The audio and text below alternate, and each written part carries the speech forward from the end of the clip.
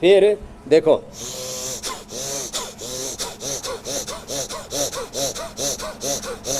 ये पावर प्राणायाम है, power breathing exercise, power of breath, power yoga, power वाली exercise, gym और अलग अलग प्रकार के गेम्स, पावर गेम्स सब देखे हैं।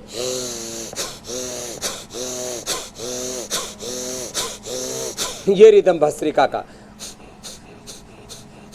ये रिदम कपाल भाती का।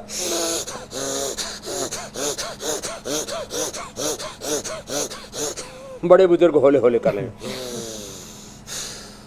स्वामी जी, ये तो पावर प्राणायाम हो गया। कोई बैक्टीरिया, वायरस, फंगस, पैथोजेंस का आक्रमण नहीं होगा।